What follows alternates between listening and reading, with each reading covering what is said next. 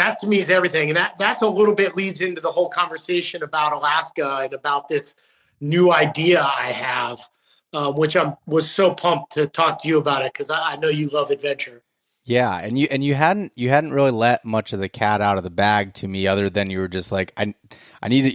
You've texted me a couple times and teased about it a little bit of like, I got this new thing going on, and I could tell it was just like, this is what you've been wanting to do, and so I'd like to Yeah, hear a so little you bit think about it. like I've been in the hunting and fishing space, specifically with Under Armour and now with Origin for 25 plus years. And I say this not to disrespect anybody, not to take away from other people's products, none of that. It's just more factual so people understand where I'm coming from and where my passion lies. But when I started Under Armour Outdoors, there was no performance apparel for hunting. There was no QU or Sitka or First Light. There was none of that. And those guys have come on in the last 10, 15 years and have done amazing stuff. And they're all great brands. And I love people pouring their heart into hunting. But if you look back when I started Hunt Fish at Under Armour, you had to buy like cotton Realtree at like crappy prices at Walmart. Or maybe there was True Timber that had kind of like a nylon shell. There was no performance apparel in hunting.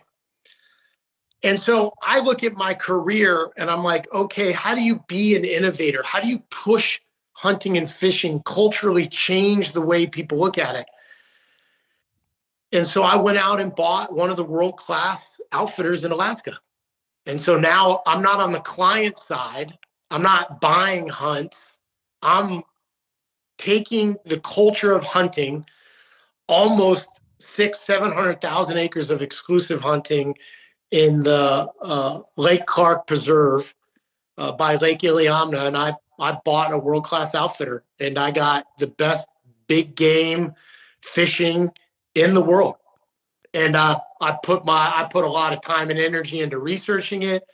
The name of the company is Bushwhack Alaska. The name of the lodge is Terralick Lodge, typical Alaskan name. And I'm going to build adventures and experiences for people to solidify hunting in the culture of people's lives. And you can't find remote anymore. Yeah.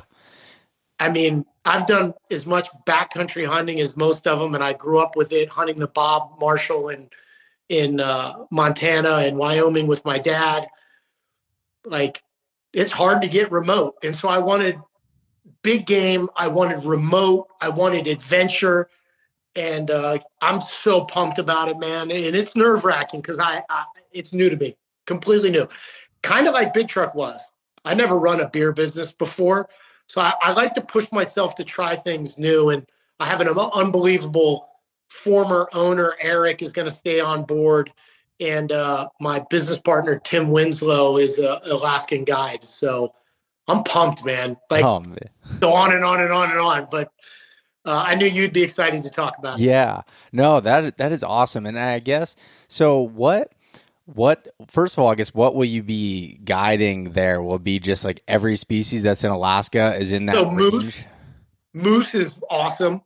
It books out pretty far because you got to manage the numbers. You can't just shoot the moose out. Yeah. A ton of brown bear, a ton of grizzly. They don't even really promote black bear hunting, but in my area, it's over-the-counter black bear tag, and you can shoot 3. So we're going to really build up the black bear hunting. So you got moose, grizzly, brown, black bear, wolf, Dall sheep, and some of the most unbelievable fishing in the world. It's Lake Iliamna. It's the largest freshwater lake in Alaska, and it has over 600 streams that connect. And the fishing, salmon, rainbow, grayling, sockeye.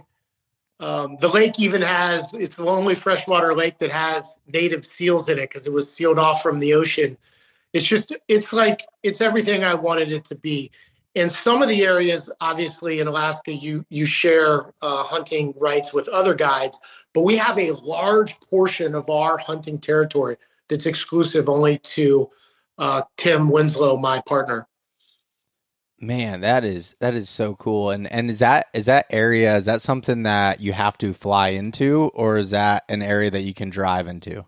Yeah, so Alaska will kill you with logistics. It is a remote lodge. You cannot drive to it. Once you get there, there are some roads and some cars in there, but Iliamna has a Coast Guard airport, and you can fly into Iliamna on a plane, or you can fly into. It's 48 minutes via float plane south of Anchorage.